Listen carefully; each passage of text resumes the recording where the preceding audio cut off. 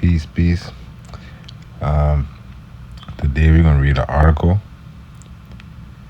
and this article is questioning the biggest hoax, which is the discovery of America. And I added some more information to it, some more pictures. We're gonna read the article in full, unchanged. We're gonna start off with an intro to before we get into the interview. So, let's see, we are facing a complex work where paradigms stand as a reader's greatest enemy.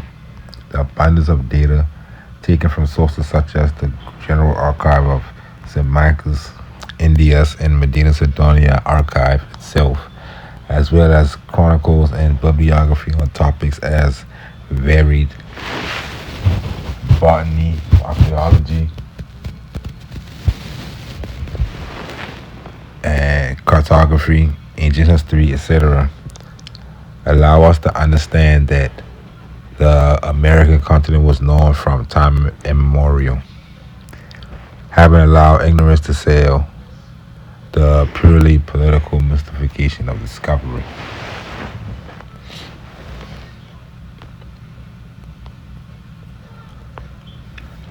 And just the gist. We got the Kingdom of Affairs, which is divine providence, and the Kingdom of God, also known as the Kingdom of Morocco. All that gonna tie into what happened later with the Pope and the Catholic Church and all that right there. So I ain't gonna read all this, but I want to get to a part where you say, okay, weaken the King of Morocco, Fez, and Tremison by the three-way war. So you can look that up, which had confronted them. The last disappeared, and without strength, Moulay Shekwe, who and kids, so you see Tremison disappear. You got Fez in Morocco, Tremison fall. The kingdom of Tremison, which is the third rock, really, Tremison.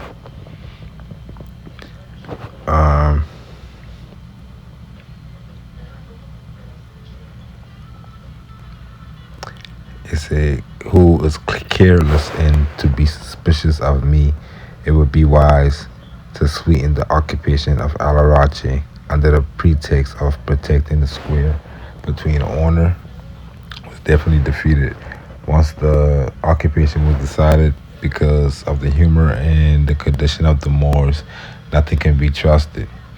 Philip III addressed his own letter to Moulay, recalling the two ships that Guzman sent him. Being in trouble, he justified the outrage. So they're talking about a Moulay Siddim, and down here we can see he delivered both letters to the Marquis of Santa Cruz with an order to send them to Moulay Shekwe after the conquest. So we got Philip III, we got the Guzmans, we got Moulay Shekwe, and we got the Kingdom of Morocco. And we're gonna look into that more as we go.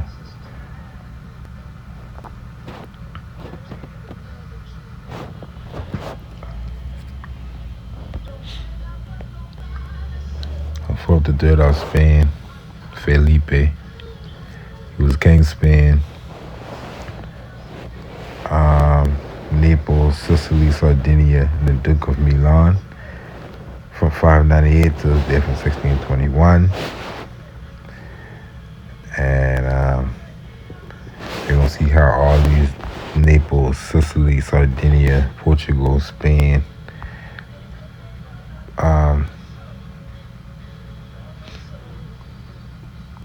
in these different kingdoms, these ports connected to America under empire, under the House of Habsburg,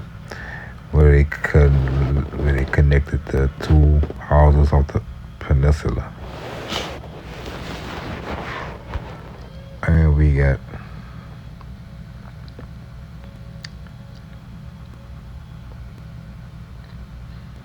always marrying their cousins and shit too. And Moulay Shekwi, Moulay Al Sheikh, was a Moroccan prince born in Marrakesh in 1566 and died in Vigevano, Lombardy, Italy in 1621. So he died in 1621. And he also died in 1621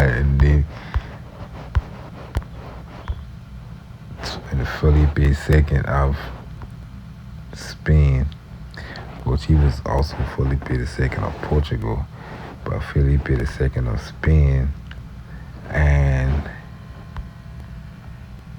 that's his dad. But his daddy looked like him on the picture. He looked like, we see that in earlier videos. But he been exiled in Spain, converted to Catholicism in Madrid, and was known as Felipe of Africa. Felipe of Austria, and a nickname the Black Prince. So we see how all these Moors went from Al Sheikh, Moroccan nobility, converted into Catholicism and became African. Felipe of Africa, Felipe of Austria, and the Black line becoming the Negro Prince. He was the son of Sadi Sultan Abdullah Muhammad, who was reigning between 1574 and 1576, was dethroned by his uncle Abdallah Malik. Aided by Portuguese troops under the command of King Sebastian of Portugal, Al-Mutawakil faced his rival on August 4, 1578 in the Battle of the Three Kings. So you see they talk about it, which results in the defeat of the Portuguese, and which killed 3 monarchs, giving away to the reign of Ahmad al-Mansur, brother of al-Malik. So, you know, these ports are set play in the story, because they'll give us some stuff about the Spanish and Portuguese history of America, but they leave out the Moors on purpose. But they all connected. So this Felipe III, who was also part of the Inca Empire, which again bringing them back in America, which they want to hide. And it's the Prince Felipe of Austria, of Morocco, the sons. And they got a picture of him.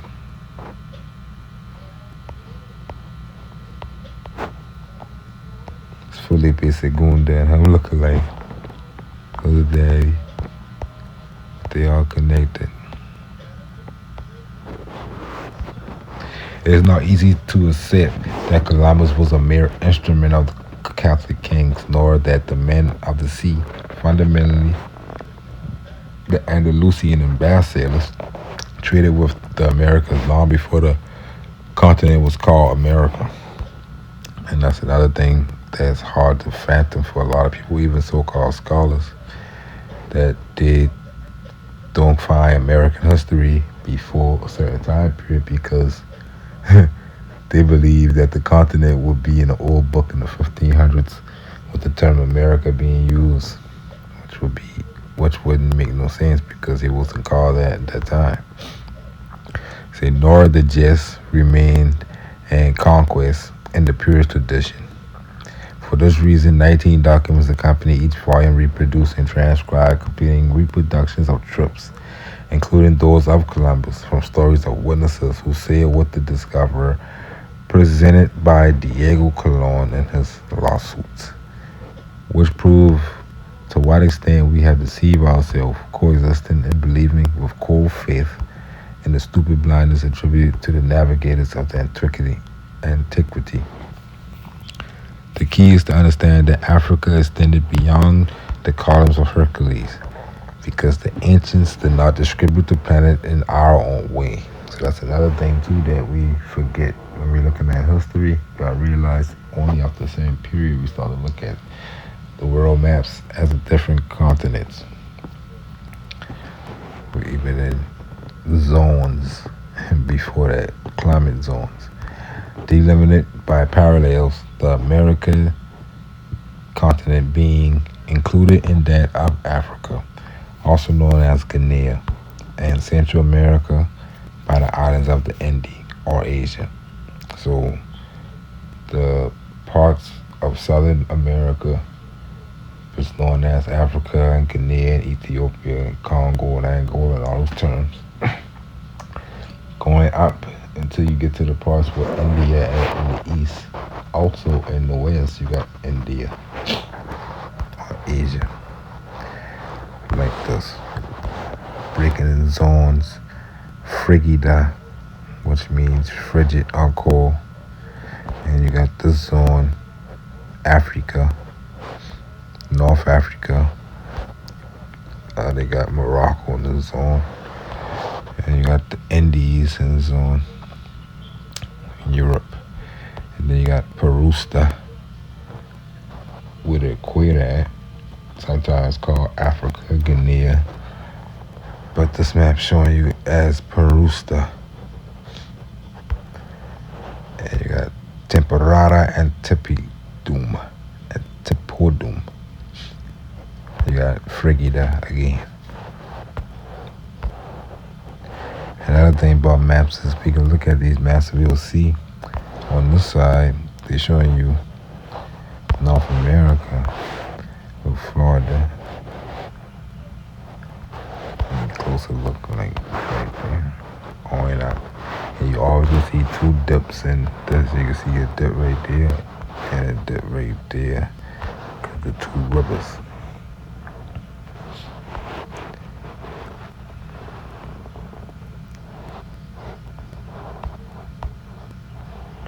Like maps like this, 1457, we can see the Spain in North Africa. You got parts of South America inside this too. But you can check on this side, you can see again Florida going up. And then you got the islands of the Indies and wherever they got registered at this time as Brazil. Always shown as a small island on these old maps because they only got certain ports registered. They ain't get into the interiors of a lot of these lands yet. These Venetians have Phoenicia, Italy, and Rome, those ports. See on the periods, map, we got the periods, B. Map, we got the American continent, Indies stuff showing, and then fortress showing already on the map. All these maps are supposed like it. We could talk about this. He could talk about this in his Taíd Rodríguez his article. Well, right, we're gonna read his article in this video. Taíd Rodríguez, following in the wake of Isabel Alvarez de Toledo and other researchers, studies in this article some of the data that allow us to guess, almost assure, that there must have been more than frequent relationship between Europe, Africa, and America since long before the proposed dates. It seems that some of the stories we have learned do not coincide with the real story of what could have happened. Thus, one day we may end up discovering that the discovery that of America perhaps did not happen as we heard since childhood. The Leap to America by Taíd Rodríguez, November 2014.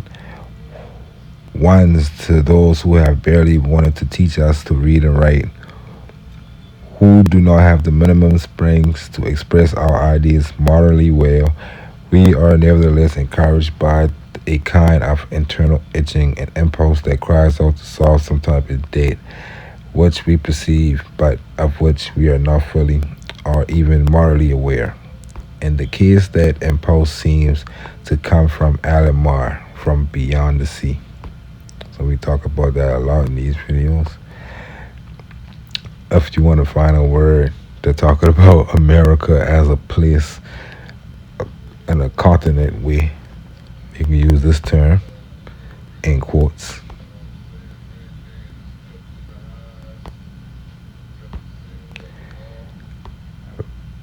Rodríguez,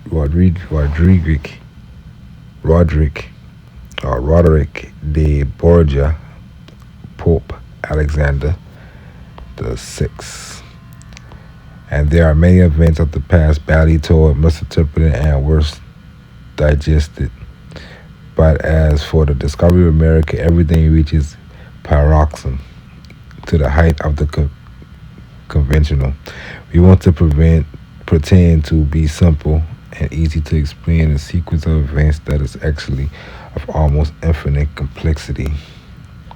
And the reason why, because talk about a lot of stories, how big the continent is. You can see America, that's what you're talking about, continent, and you're talking about a long time period of time and space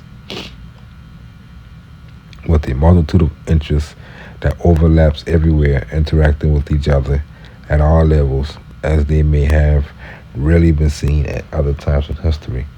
This article is about drawing attention to other versions of an event that is far from being as clear as we intend to believe. It is about putting on the table that is in the conventional explanation of the discovery, there is too much political, too much of a written version of the occasion, a version where there is no inconvenience, no setbacks, no difficulties. So, as you can see, you're probably reading kind of weird because it's from a Spanish. He wrote this way from a Spanish website, written in Spanish, and I translate where everything is from for the first moment, and that nevertheless it remains full of contradictions that everyone blames on the remoteness of the times. But in reality, the history of the discovery of the American continent has much more Machiavellian than it might initially seem to us, promoting with many and by means the candidacy of the Aragonese Cardinal Rodrigo de Borgia.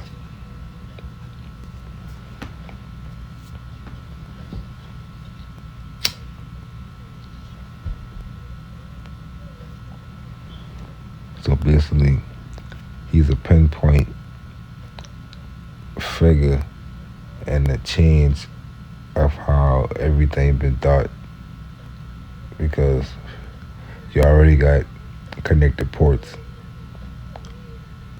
online already, just dealing with trade and commerce between the continent of America and until they get this Pope in the seat, and we about to see what they do. He was proclaimed Pope in August 1492. It is one of the data related to the conquest of America, through which official history passes more tiptoe.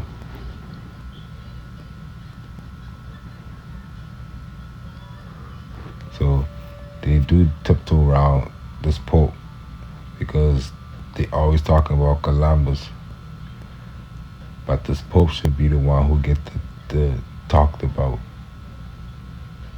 He more important than this. That he was an Aragonese Pope with multiple ties with the monarch of Ferdinand of Aragon, who liberally and by his own decision granted possession of America and jurisdiction over its several million souls to have beloved sons Isabel and Fernando, under penalty of excommunication that would weigh against those who dared to enter the territory of permission.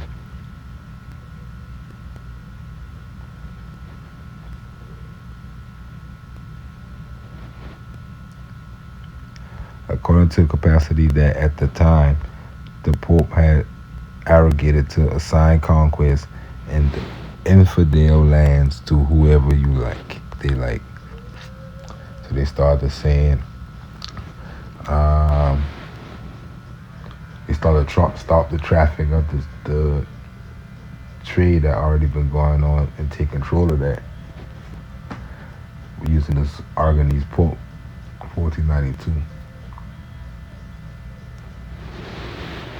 And take jurisdiction over the land and the soul infidel lands, which is Moorish lands, and the souls of the Moors by changing them to different things like Indian and Negroes and stuff like that.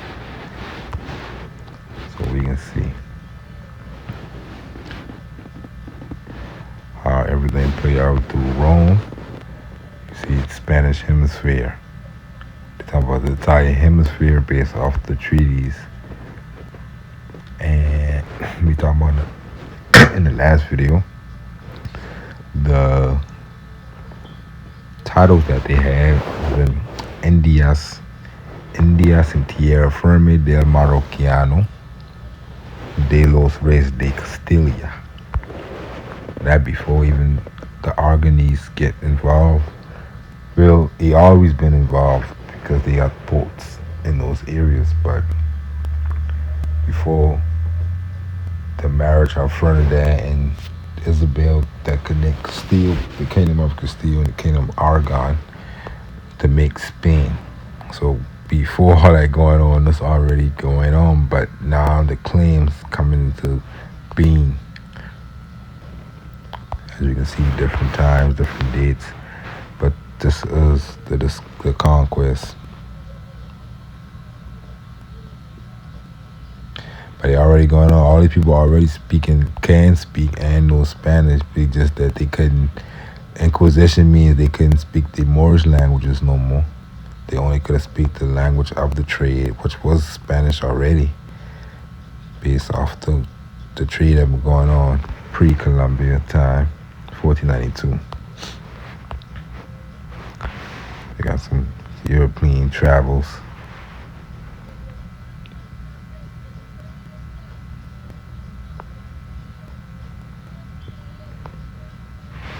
Thus were the product of a series of secret negotiations that resulted in the issues of series of bows granted between April and July 1493. Among them, the two bows called Antiquitera stands out, the largest and the smallest. The first includes the cession of territories to the Catholic kings. So the Pope, when they get the Pope and they start to write bows for them, the Catholic kings, is Castile and Aragon, Isabel and Ferdinand. The second issue, only a month later, even designated a meridian to the west, of which all the discovered land would belong to them. Etiquetera. Everything west of that line belonged to them. Because of that Pope they put in there. You go watch how they flip it on Portugal and everybody. You got Antiquitera, you get this book called RBB.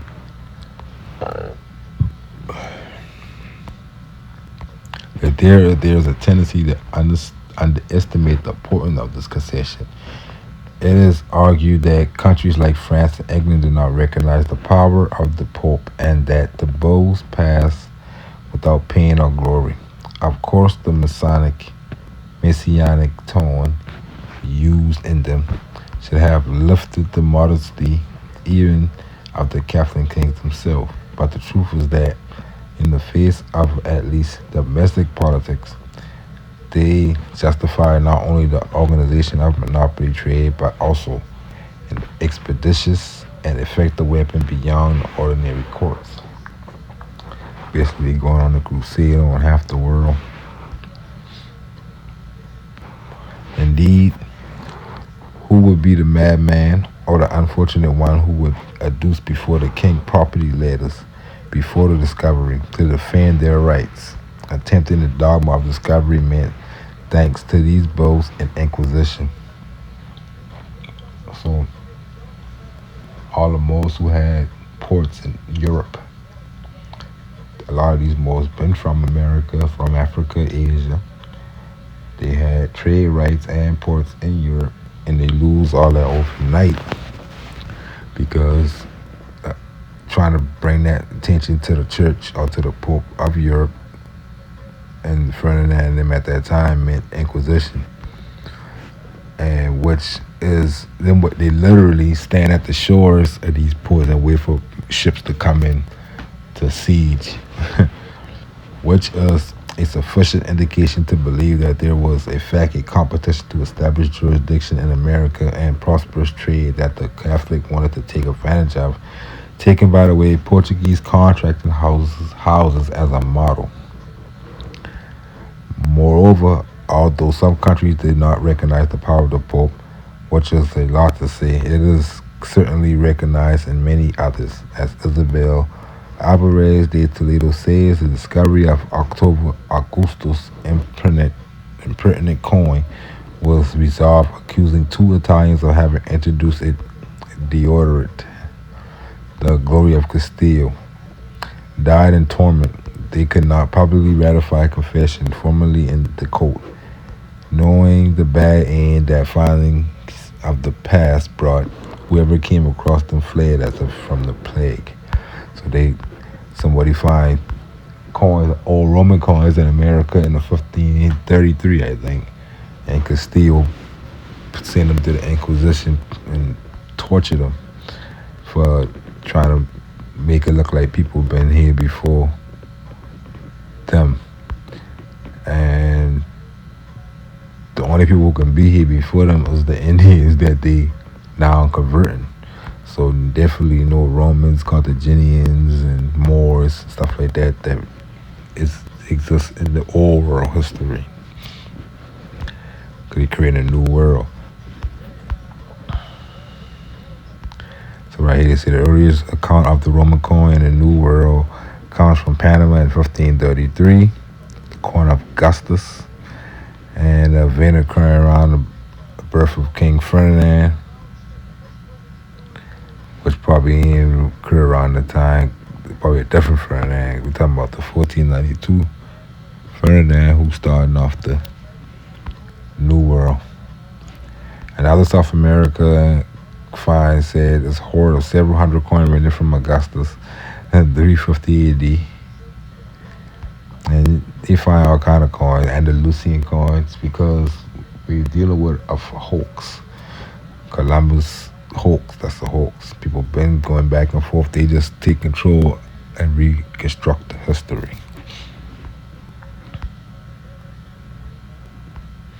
In Kentucky and all. The Bo Inca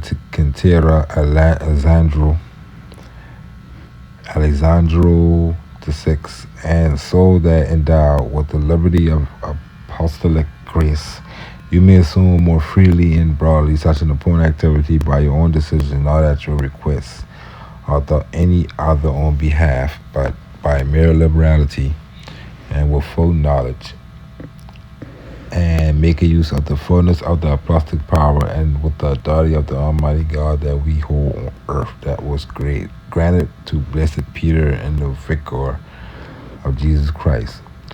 So a lot of this been wars against the Moors, and to them they feel like they've been treating the Moors to the gospel.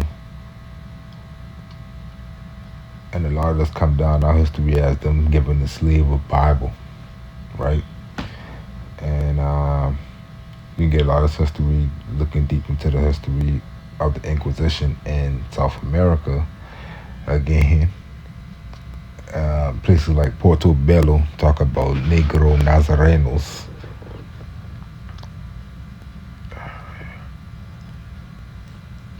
Or today we call black Christians.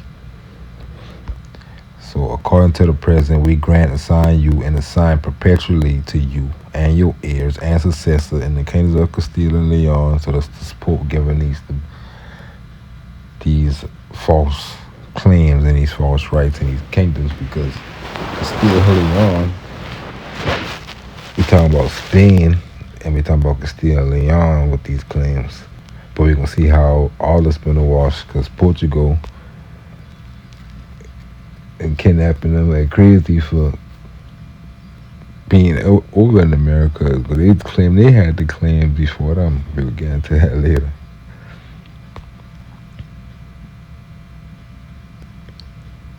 But we're gonna see how all this is the battle for the Moorish lands.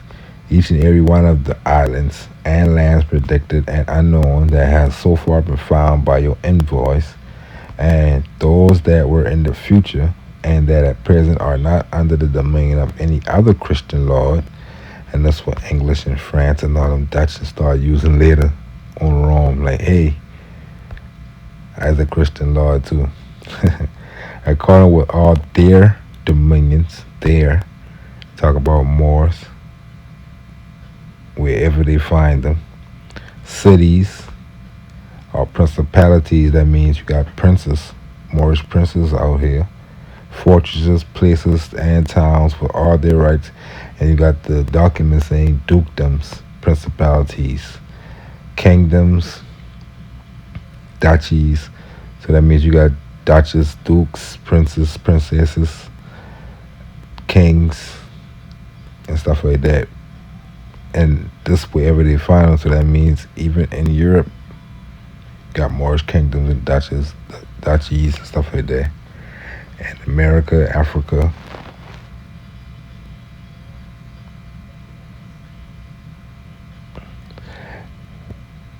and with all their rights, corresponding jurisdictions, and with all their belongings, and you and your heirs and successors, we invest with them and make you constitute this deputate lords of them with full and free and all embrace authority and jurisdiction. And ever since this been written, that's what we've been seeing, especially in America. They claim jurisdiction over all Moorish lands, and under penalty of excommunication, Latai Sentii, that anyone who attempts otherwise will automatically incur. We severely prohibit any person of dignity, state, degree, class, or condition that goes to those islands and lands after they were founded and received by your ambassador or sent in order to look for merchandise or for any other cause without special license from you or your heirs or successors. And talk about Castile and Leon.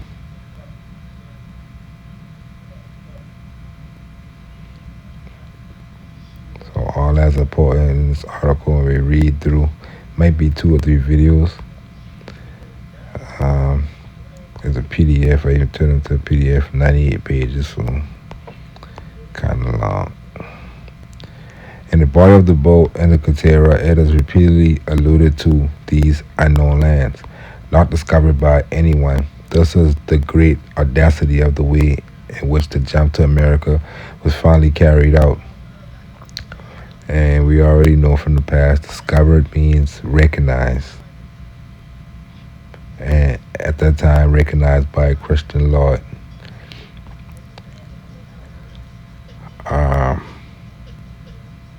Presenting as undiscovered land, discovered and explored since ancient times. Lands that, in fact, were apparently frequented by Portuguese, Andalus, and Berbers, or Moors, who called them in different ways. So he's saying basically they've been all here, but they were just using different terms to refer to this place. The Andalusians who were aware of them called the excursions into Africa. So Moors from Andalusia, and he using the term Andalusian based off the people who've been there before 1492 and 1491, before Isabel and Aragon come together and created Spain. The same lands, but a different time period, in the time when it was called Andalusia.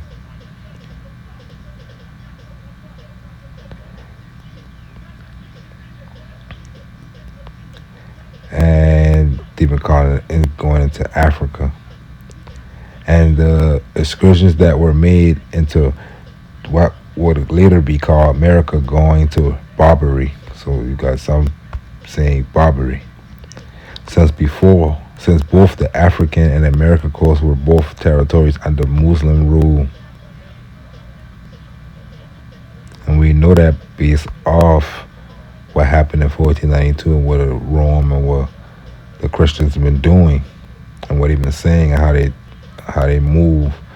They try to paint it as if it's a new world, but we see what's going on from the conquest of Granada and the Moors of Spain. We can see what's going on in the world. Likewise, they call Fortunadas or Canaries the Caribbean islands. So even calling the Caribbean islands Fortunadas or the Canaries, including the Antilles, and that's crystal clear and warm later a warm inland sea. And that crystal clear and warm inland sea, the Little Sea, Mar Pequena, with a Caribbean Sea called Mar Pequena at that time. The Berbers seemed therefore that they could have established several kingdoms in America, sometimes subject and dependent on those existing in North Africa, others independent, others depending on some North African territories on the Americans. So we basically talking about the overseas kings, like I was saying earlier, with the paper bowl, what happened with Aragonese. A lot of those Moors lose that port. They've been connected to ports in North Africa and ports into America, and owned by lords who been from America and from those places, and they've been the ones who had know how to initiate that trade. The European economy take a bad hit after this because they've been already initiating the trade, making sure food we get into certain places and trade been going right. Because a lot of stuff that one country don't got, they get from another country. We know that imports and export. So these dependencies and stuff like that is based off of that. The principles of these kingdoms were called Fez, Sus, and Azamor. They were also Tremesen Kingdom, located about 3,100 Arab nautical miles off the coast of Andalusia. So, in North America, we got the 1790 Negro Act of South Carolina. In Section 4, we see the term Negro, which is Spanish for black or Portuguese, as confined to slave Africans, the ancient Berbers. So as we can see, even in America, these terms showing up. And we know that these papal bowls been written for America, everything west of that line, like we see. So that's what they call them people over here in the South Carolina. And they say, and their descendants. So they say the term black is confined to slave Africans. So that means those ancient Berbers who were caught in this papal bow, the ancient Berbers, which is these people caught up in this, and their descendants, which is everybody today who claiming these terms. You put yourself under the bow, under the Pope, under what Rome how they try to operate this discovery in this kingdom. It does not embrace the free inhabitants of Africa, quote unquote, which includes America. So how they write things. The term black is confined, only mean slaved Africans or Americans. Because the term American ain't being used in Rome at this time. They're talking about Africa, all of Africa, which includes America. And they're using the term Berber for Moor, which just means the foreigners to them, Barbary, foreign to Rome.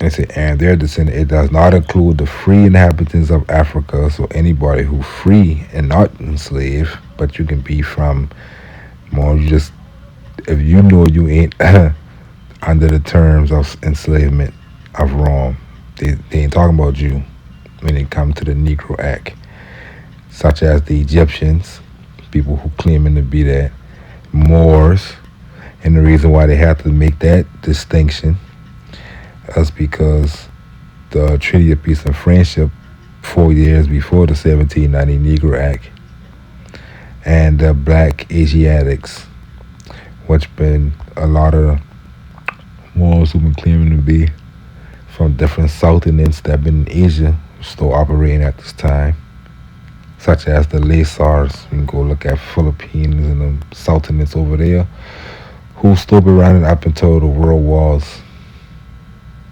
They also had when you got treaties, you can make laws, but you can't um, tread on the rights that you already make on certain treaties with certain groups of people. So that's how they trick you. They try not to make you be none of the people they make the treaties with, even though you owe those people. If they can trick in your head to be something else, then they can confine you to certain laws and codes within colonies, plantations, cities that they conquered. So all these kingdoms existed, as we say, at the same time on both sides of the sea, being often the symbol that indicates the double domain, a double-tailed mermaid like the one that reigns at the top of the castle of Santiago San Lucar. This one, John, means you understand world trade, ancient world trade. The slaves and the masters going to get the Columbus story, and they're going to consolidate and rob all the nobles that they could and try to put them under their reign. That's why you see a lot of these navigators, discoverers coming after Columbus, all for Castile. What else I want to say? Oh yeah, like we were saying earlier, the both sides of the sea indicate the symbol that indicate a double domain the double domain method. We see it all the time. Like we show you earlier, they'll show you Spain, everybody speaking Spanish, and Portugal, and they'll tell you both of that in America. They'll talk about that probably with you, and show you that Spain and Portugal overseas. So why they over here? That what you call double domain. So I don't see why Moors can't phantom, so-called black people can't phantom Morocco. When we say we from Morocco, we here in America, and they think we talking about where they see Morocco on the map. Dying weird to them when we say, well, when you say the Spanish America, that don't make you question it. And we say we Moorish Americans, you want to look to where you see Morocco at today on these Christian maps. At that, the fact that ain't even a Moorish map you're looking at, you going to Jesuit schools. The Portuguese, for their part, seems to have also come to know and explore the region, which they assessed through the island of Cape Verde. The traces that the course of the Orinoco and the coast of what is still called Guyana today, the corruption of Guinea. So that's just a clue that showed that they were calling this place Africa, because Guyana started today in a more Western Latinized version, and they've been using the Cape Verde Islands at an early date, talking about America in the Portuguese language and records, which again is also a continuation of what was going on in Andalusia and before. So the Portuguese, like the Berbers, trafficked in America, among other things, with quote-unquote Negro slaves captured in their excursions. So the spoils of war in the land of Moors, Morocco and Fez that we see, that we call Venezuela and Colombia and Brazil and all that today, is also the story they popularized and give you as the African slave trade, right? Because all of America is Africa at that time. So you gotta add that story in with the story of the so-called Indian genocide being the story of the wars between the Moors and Christians that they ritualize in all these places today in festivals called Moros versus Cristianos. So we got these getting captured in excursions. So what happened to them? We can see blacks just arrived from Windward and the Rice Coast, which I believe was Brazil at this time.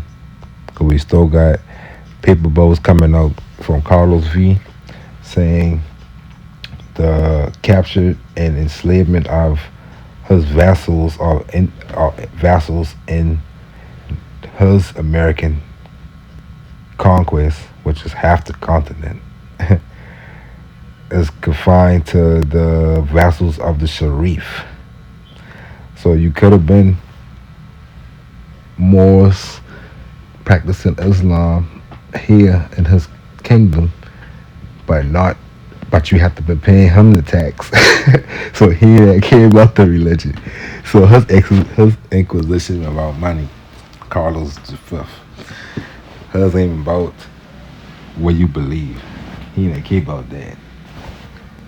Cause we got paintings of him we believe with turbans on too, calling so Christopher El Moro, stuff like that. So he had plenty of avatars. Husband about just operating the kingdom, governing it, and a lot of captured Moors been based off them not paying him and paying the Sharif instead in his territory, but he claimed to be his territory. The Moors in his territory. So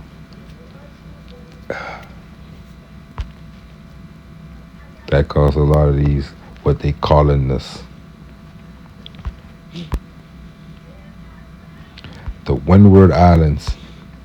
So they say the Windward arrived from the Windward. So we dealing with the islands, which is the Barbary. We got the Barbados in Grenada there. They show that. And North Africa, where the islands being the Canary. We'll see that later. All right. Windward, the French, Isles du Went, Spanish, Islas de Barlovento, a line of West Indian islands constituting the southern arc of the Lesser Antilles that lie at the east end of the Caribbean Sea, Marpequena. Speaking of the islands of Dominica, Martinique, so you know basically we in America talking about Windward Islands now. And one of the biggest, even to this day, producers of rice is South America and Brazil. And you know they had to talk about the Indian genocide story, they had to talk about smallpox, right? So I just look at this one thing right here, and I can show you that we still in America. We ain't gotta go nowhere, and we dealing with a war, especially in the areas of Windward and the Rice Coast, right?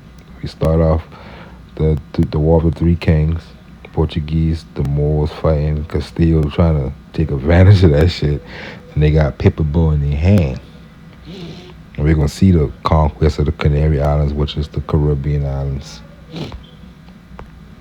West Indies, so-called. Books like this give it away when they say the voyage to Guinea, Brazil, and the West Indies. They ain't talking about Africa. When they put Guinea and West Indies in the same thing, we know they talking about South America as a whole, being called Guinea at that time. Brazil was Portuguese territory, so they split it up. That's like another kingdom to them. And West Indies is all the islands and parts of South America and the South of Florida and stuff like that. Describing several islands, and look what they say: Madeira, which is a wood like the Brazilian wood. Mu also means Brazilian. Brazil, or mu. The Canaries, again. Cape Verde, remember we just see that's what they call the islands. That's what Portuguese call the islands over here. And Castile call it Canaries. Sierra Leone, which we see right today as the island of the mountain of the lions. Um,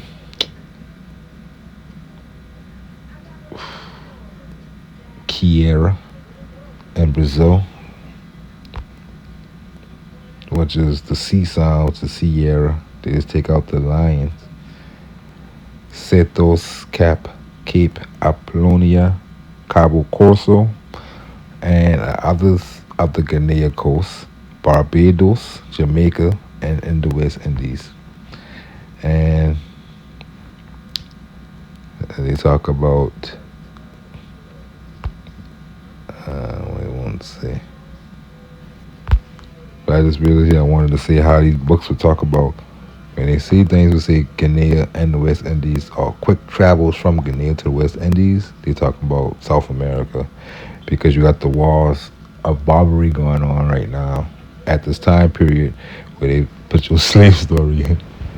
The same time period where they go into war with Moors.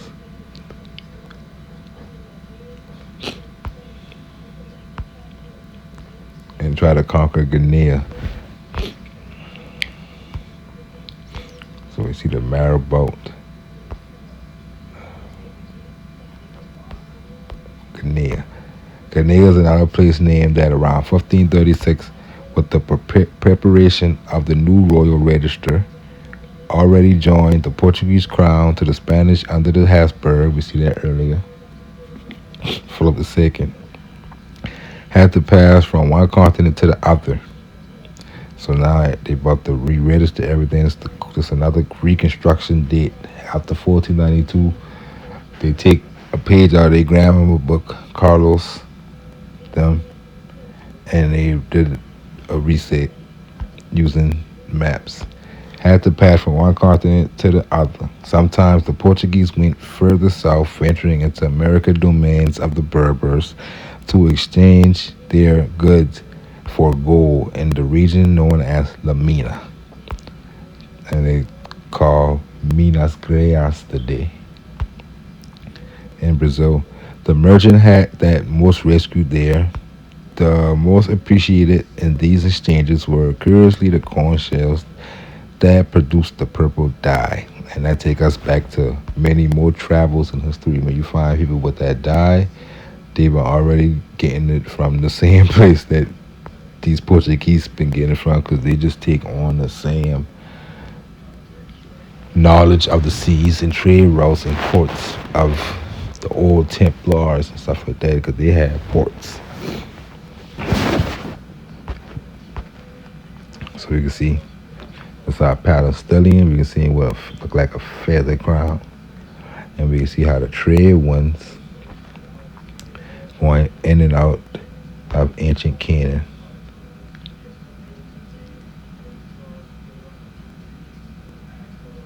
But you can see Hawaii even got this headdress in Hawaii. A lot, you can see that. The whole Hawaiian Moors. You see the purple Murex shells that create the dyes.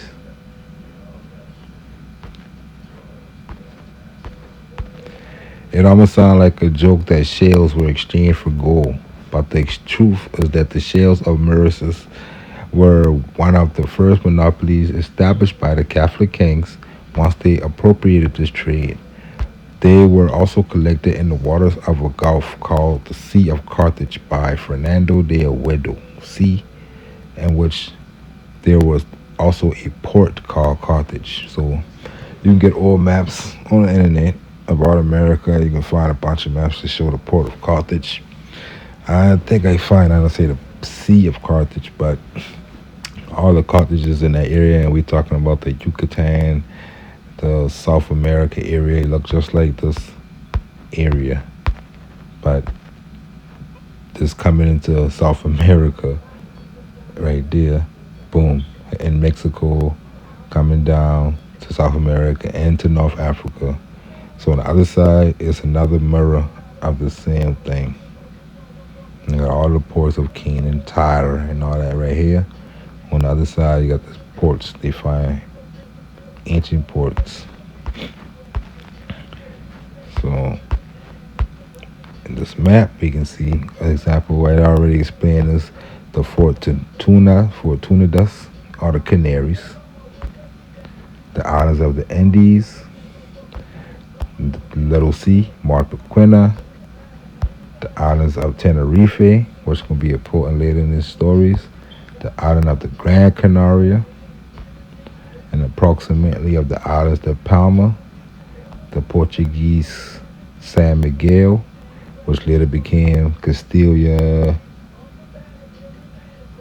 de Oro of gold, and Columbus still one of the ports from them, from the Portuguese Gracias Deus, I think, of Veraguas, here, Veraguas. You see Matamoros, Moor Killers. And Marpequena also been right there, the Little Sea. Gulf of Mexico, also called Marpequena at the time.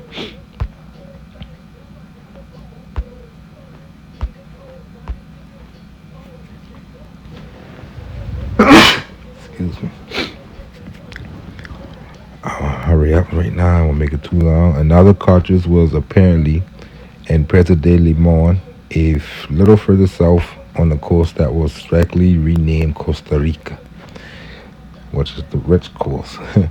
It is known to some that purple quartered above gold throughout antiquity. So sometimes the purple but more the people that want that more than gold sometimes. Who taught the people of South America to dye their wool with the purple tint so laboriously made from mallet shells and something that would not hurt to clarify, since in addition to Carthage and Carthaginians, they are also Armenians and Antiochians are Palmyras and the Chronicles of the Conquest. So you can find, especially in the old books dealing with the conquest of Andalus by the Moors, you can see they've been bringing soldiers, Babylonian soldiers, Chaldeans, all kinds of these biblical and ancient terms, Armenians, Assyrians, and all these been on ships. Got 200 Assyrians, 400 Babylonians. But what we thinking of these different tribes in America, but we gotta understand these Eastern terms because we live in our mind state. We think that this is a new world and everything over here should be something different from what we see in Eastern terms. But that's not the case. It might just have slight differences of spellings. Being that we're a different dialect, but we are all on Earth. And the Chronicle of the Conquest, which give us an account of how verse and antiques were our extra-modern discoverers when naming the new populations. So they claim they naming them these things, but not in the case. This is the opposite. Did not really happen. That it was the Americans who taught the use of purples to Europeans. So that's why I've been saying that when they did the purple bows, that been really for to get those Moors from here who know a lot about the old world and send them to inquisitions, kill them off, take their overseas kingdoms and overseas ports that connected to the ports over here. Like if we got farms and fields over here, we were selling it in Europe, we would have had to set up a factory or port in Europe. The same thing they did when they come here. So this person believes, and they believe that we discovered Europe and then we get discovered later by Europeans. They come and act like they discovered those motherfuckers. In any case, what is clear is that one of the main challenges to consolidate the invention of the discovery was to transfer toponym from one place to another, especially in cases where the intense use of documents prevented its presence from being overlooked. And we're going through a lot of these documents.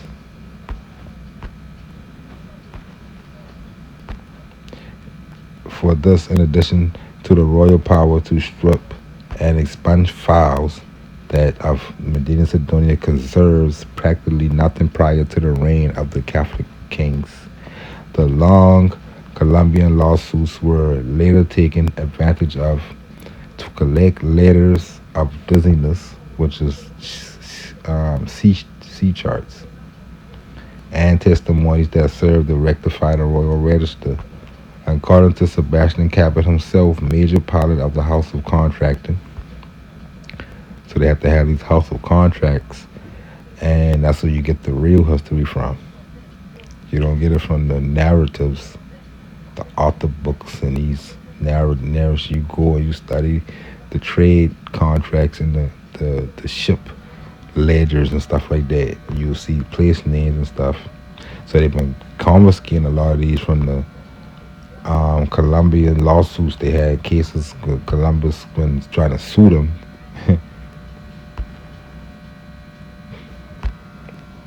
say, you say, who tell us in many of these letters they are different from each other, and that now Mr. Suarez de Caraval, and he was a character everybody should know, listens to the Council of Indies, that he is now in that city to order to collect all the tide charts, and that a general register for navigation is made. So that one of the things that they've been burning in the Inquisition, old maps that are different from how they want the new world to be.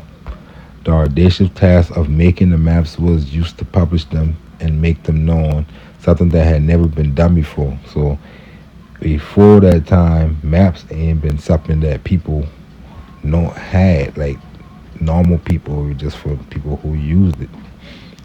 So they create things like maps for the average human to see the world. This new world that they created these maps after they this 1536 event, after they confiscate all the maps that have been out from these pilots and these ports they're stealing. The private and almost secret tide charts already with the Canary Islands and Cape Bordeaux and other place names in their new locations. So they're already making these maps that we got the new maps now that we see today. All come from this event. All maps that we see today is maps from this event, except for like 3. Or if you got a good eye, you can find maps that they shoulda confiscated but didn't. You got American lands somewhere on them, like we see earlier on that Fryer map, 14 map. You can see Florida and all that on that. Them the type of maps they've been trying to get rid of. Of the many letters referred to by the major pilot, all or almost all of them must have been lost, because prior to these corrected maps of 1536, there are hardly a few cardboards at present. Some of them, by the way, very curiously found in Turkey.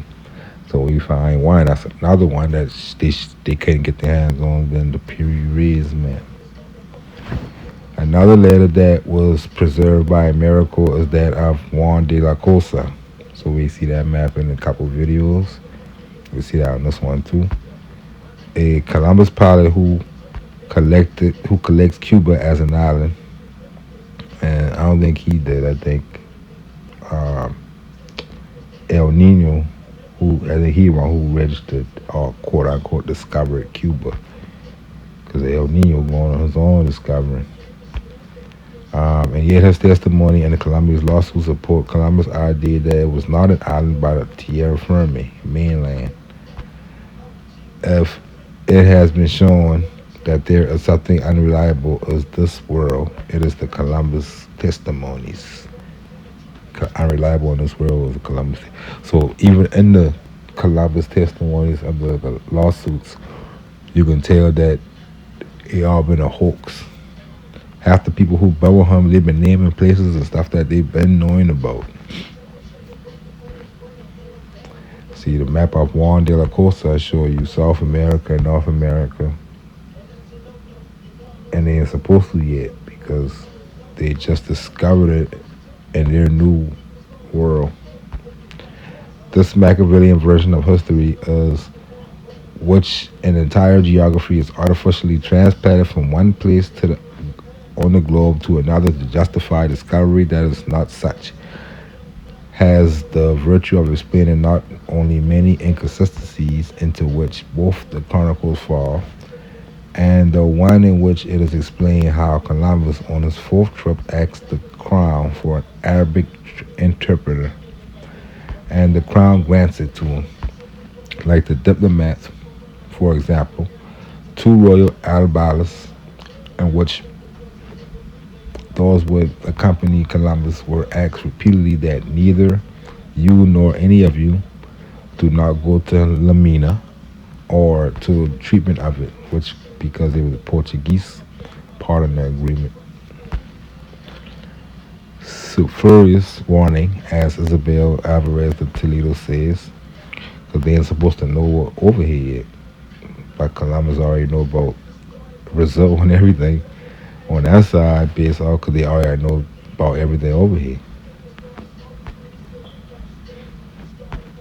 If they were going westward, because Lamina is present in Africa, very south of the Canary Islands.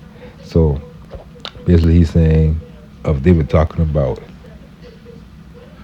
the Elmina Castle in Ghana today, that they named Elmina to throw you off, then they wouldn't have given that warning because he ain't going that far south, he going west to America. See, in the opposite, that is in the opposite direction, but also to explain some apparently erratic policies of that time. One of them is the role played by the Portuguese, great sailors, more out of necessity due to their isolation than by vocation, sought long before Castile the roads of the sea, recycling for this a good part of the Templar fleet. So remember, most of those ports that Portuguese and Columbus he studied in Lagos. Well, a lot of the Genoese been in Lagos doing what they do. The Venetians, Genoese, Genoa, Sicily, these Moors, these old Venetians and stuff from Rome. Been all over Iberia at this time. Down with the conquista, they've been woven behind the scenes financing a lot of that. It wasn't just Rome, that whole those city states in the old Venetian kingdoms of the Mediterranean and those ports. And just like Columbus, a lot of them been in Portugal learning all of this shit, which would be enrolled in the Order of Christ, forming the bulk of the Portuguese Navy under the order of Henry the Navigator. Somehow, that's where you get funny. Somehow we are told the story that the Portuguese, even knowing practically all the islands of the Western Indies, never found the winds that would take them to America and stubbornly engaged for a century and a half in a fruitless search for a route to India through West Africa, like the flies that butts over and over against a glass. So, like I always say, it don't never make sense to me. Like from the 1300s or even before, they already got all these um, Portuguese people off the coast of the Iberian Peninsula. With the Moors, basically, their story 711 AD, they come from Morocco and Africa. They come from beyond the seas and stuff like that. So Africa already known, but they want us to believe that none of these Portuguese decide to change their route. They go west instead for 150 years before could still do it. So we got the conquest of Cape Verde in 1415. See, marks the beginning of the Portuguese Empire in Africa. And he's talking about this 1415, right? So 150 years, they just been good enough to come here, but they're supposed to be the best sailors at that time in Europe. Meanwhile, the Castilians, much more woke apparently, who no longer had a fleet of their own, because Castile ain't never had no fleets. They ain't had, because they had no port cities, so they ain't never been no fishermen and sailors and stuff. They steal ports when they get Grenada. But even a miserable caravel to take their mouth, not even a miserable caravel to take to their mouth, having a monarchy to seize the three that went with Columbus. So that been three ships, like I said, they've been standing at the shores waiting for the Moors to come back from America to capture their ships. And she buy a lot of those ports from Palos, that where El Nino and all them boys from. That's why they been working with Castile and Columbus. Say living on borrowed ship and pilots. So we can see why Columbus later, instead of dealing with, even though they was coming over here, even Columbus not been over here plenty of time before 1492.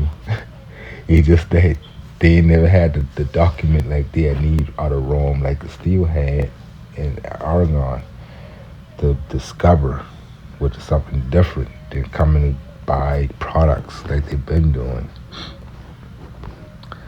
Cinematographic commitment of jewelry and necklace included. We found the America the first time and unintentionally. That's Castile. All of a sudden they can find it. At that time, the miracle was restored. Resorted to explain this fact because what the Pope would later say must be true, that this discovery was reserved for Catholic kings by divine providence. So that's why we see Columbus and all the other discoverers, even if they've been from Dieppe, France, or whatever, like the Betancourt, or we see, what we got names?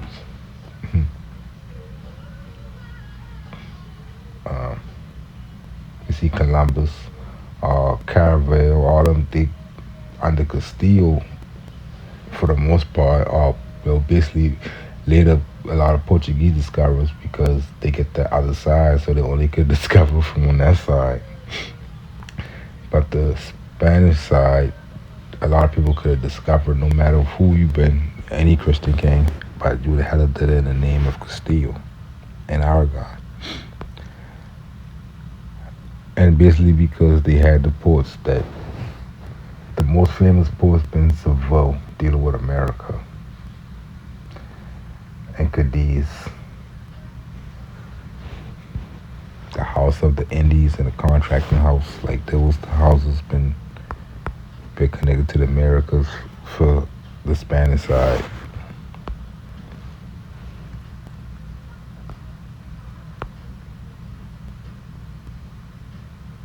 But that's the only reason why Portugal and Spain really went to war with each other in history, always for American lands. The order of Christ. So you finish after this paragraph. To suppose following strictly as if the most reliable thing were the version of the historical chronicles of the Indies, according to which Castile found the routes of America before the Portuguese is supposed too high. Is too supposed too high, both for the quality and for the quantity of the products imported by the Portuguese in their navigation.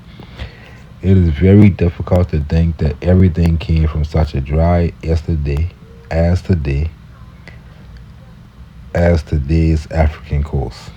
So basically saying that coast and the culture, the climate, and the products it produced been like that way before these times as it is today. And like it been like North Africa been like the coast of South America in 1492,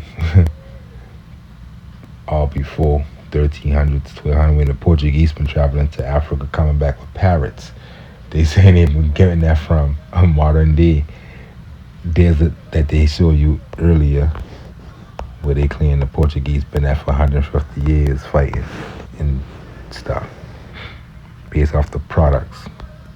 So you're talking about a different Africa, a different Barbary than Wikipedia try to tell us.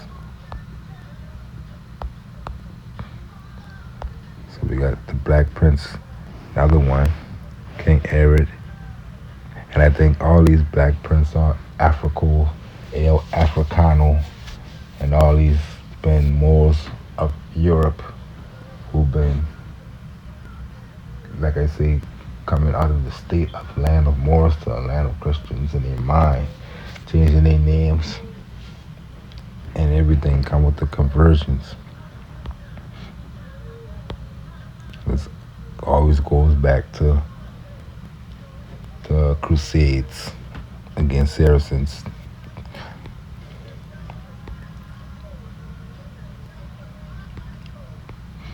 Look at that ring with the look like the ancient Phoenician writings that you can find all over the world, even in England. It's the ring of the Black Prince. And there's another picture of him. And you know that's the how West Africa we see a Taliban Orisha god with the same thing, you know, he the god of the land and the sea. With the same sword and crown of this the same crown. Barbados. Become a Black Prince. Go from a prince of the Moors or prince of Morocco to the Black Prince. Just like Muli Shekwe or El Africano.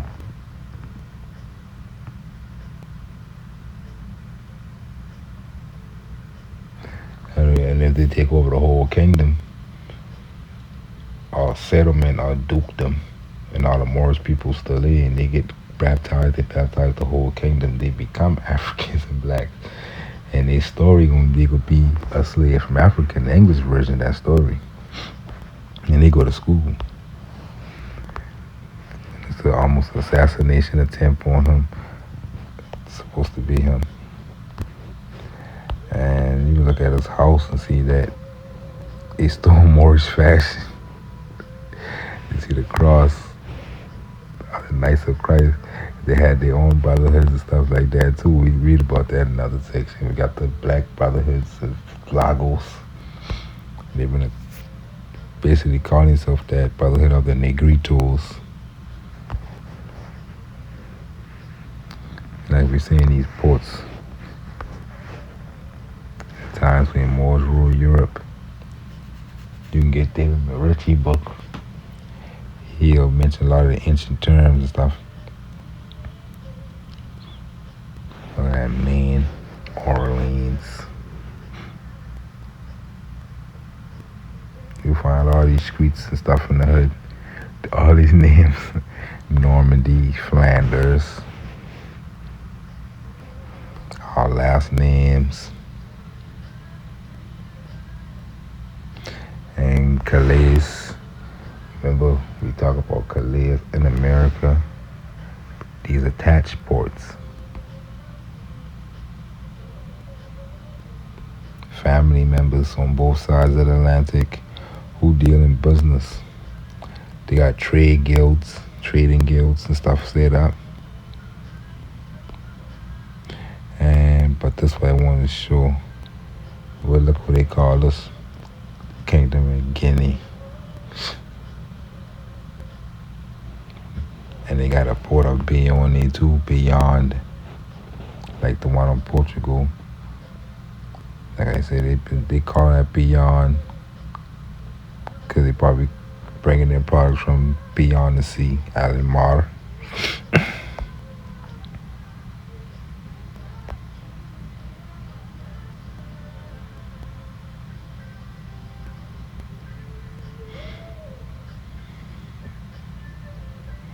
You probably got a cousin named Brittany.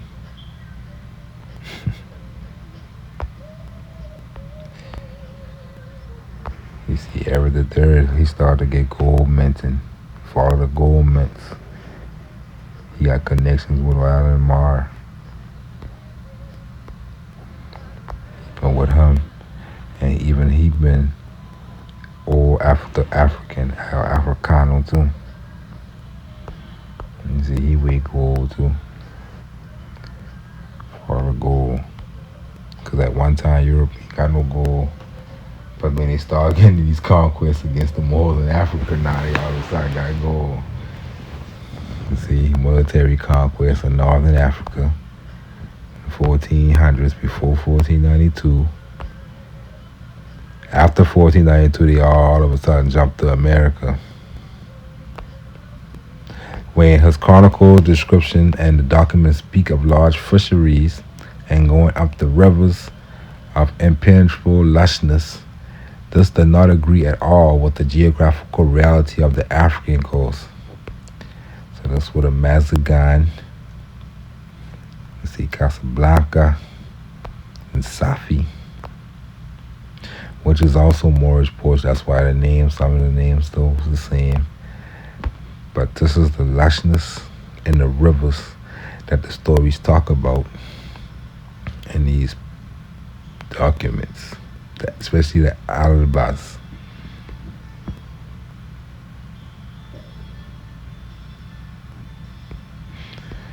Okay. So it was to the Portuguese. We see from 1415 into the 1500s, they ain't never turned they thing west. That's a reconstruction version of history. And the Portuguese agree because they get conquered by Philip II, the House of Habsburg, at the end of the day. And the Venetians, who really going into Europe and help destroy a lot of those old Moorish kingdoms that have been set up since ancient times. Anyway, we see the first Portuguese republic, and they see the kingdom of Portugal, indigenous people of the Americas. One of the earliest flags that we see on those maps that we've been showing earlier that have been in Africa and in America. And look, the connections, the kingdom of Congo and all that on the other side too.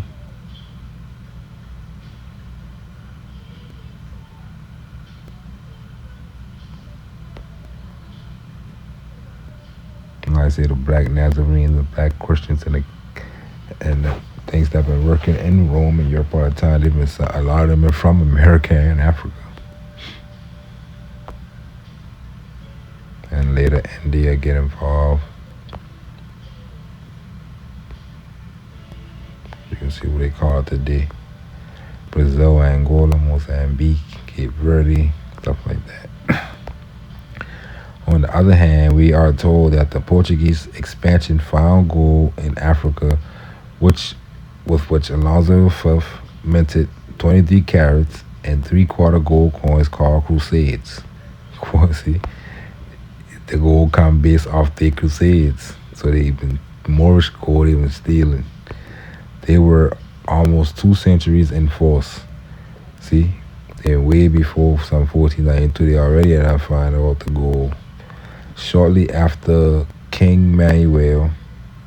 So basically, not all the time being stolen. Some of them been connections through family members, connections through the fact that a lot of us been setting up ports over there and being kings and duchess and stuff like that, dukes, and a lot of it been um, conquests, which crusades, and that's the stolen. And a lot of them been through trade, like they say, been trading in shells and shit. That were almost 2 centuries enforced shortly after King Manuel, the Lucky One, also issued silver coins called Indians. Both had the cross of the Order of Christ printed on the back. However, in principle, the African gold routes did not pass through the west coast, but crossed the Sahara in camel caravans from Sudan on the other side of the continent. And that's the official narrative that these minted coins were coming from the other Jerusalem Crusades. The Crusades in the other Jerusalem. Um, this was the famous route that in theory supplied gold to the splendor of Al-Andalus. In theory, should now be thoroughly reviewed. So when we come back, we will get into the bunch of these crusades. And this is the one of the three kings that we were talking about earlier. Al-Qubayr. And I'm going to show you how to read these things. You can see how a lot of these been connected to America. Some on the land of America and some with Americans and their family overseas. So peace till next time. I have to break this in 3 parts. It's long as hell.